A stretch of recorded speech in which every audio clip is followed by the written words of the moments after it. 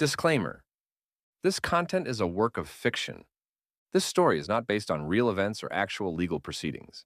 On this episode of Before the Gavel Fell, Chris Katagis did not realize the courtroom had emptied until the sound was gone. Not suddenly, not all at once. It happened in layers.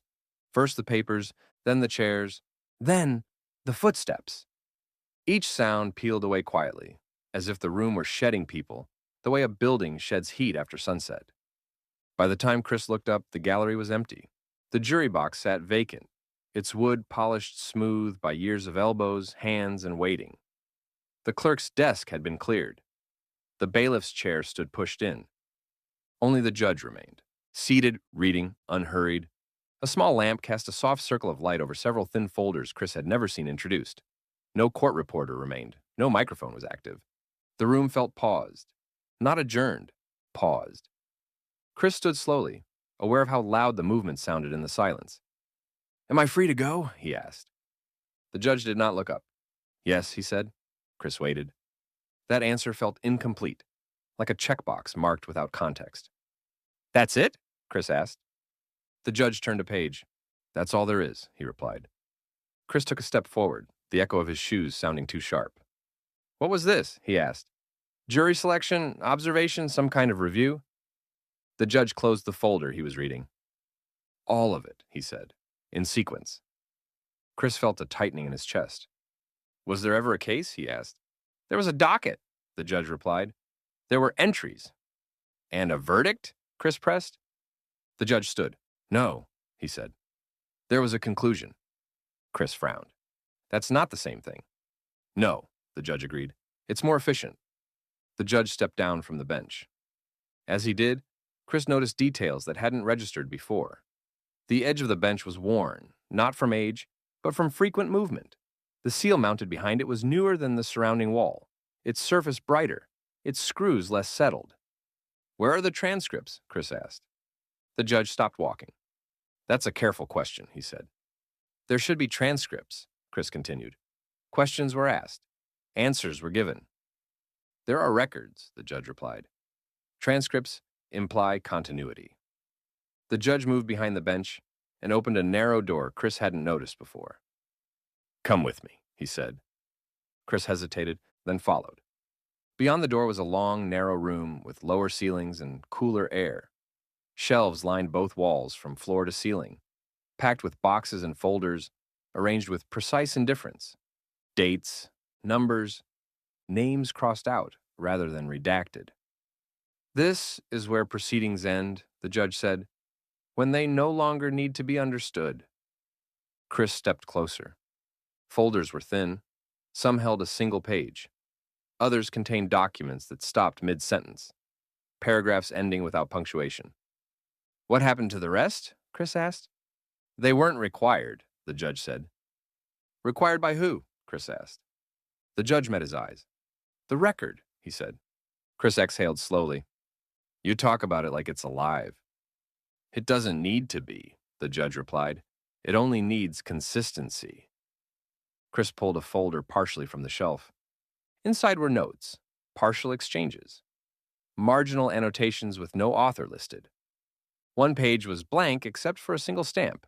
"Proceeding acknowledged." "That's it?" Chris asked. "That's enough," the judge replied. They walked deeper into the room. At the far end stood another door. Heavier. No handle on the outside, no label. "What's in there?" Chris asked. The judge paused. "Sessions that never entered the public sequence," he said. "No minutes?" Chris asked. "No transcript," the judge replied. "No audio." "Then how do they exist?" Chris asked. The judge opened the door. "They exist because they happened," he said, "not because they were recorded." Inside was a small room, one table, 3 chairs, a clock without numbers. The clock was stopped. Chris felt a recognition he couldn't explain. "You were present," the judge said. Chris stepped inside. The room felt familiar without being remembered. "Why was I brought back today?" Chris asked. "Because your file never stabilized," the judge replied. He handed Chris a thin folder. Chris read the label. Katagis, Christopher. Status, observed. Classification, variable. Disposition, pending.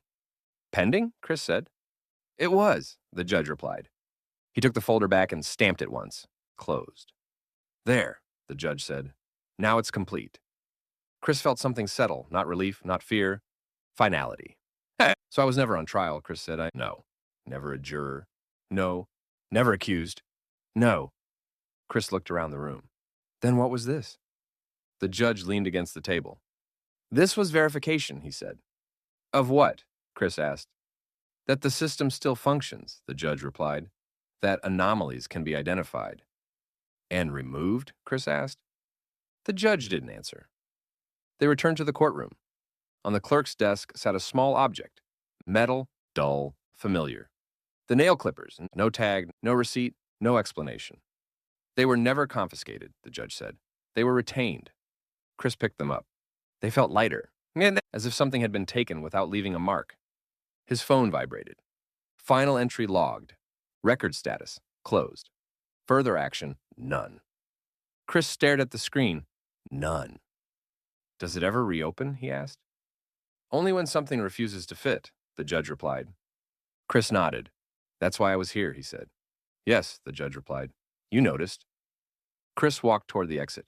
At the door, he stopped. What happens to the cases no one ever hears about? He asked. The judge considered this. They remain accurate, he said. Chris stepped into the hallway. It was empty. Lights dimmed. Sound absorbed. He walked out of the courthouse without resistance. At the bottom of the steps, he stopped. The New Haven Green stretched out unchanged. People crossed freely. Cars passed. Children laughed. Life continued. Chris listened. There was no sound this time, no alarm, no notification, no voice calling his name. The record was closed, not with answers, with silence. Chris walked away, and nothing followed him. If you enjoyed this story, consider supporting the channel by liking the video, sharing it with others who enjoy fictional court stories, and subscribing for future episodes of Before the Gavel Fell. Thank you for listening.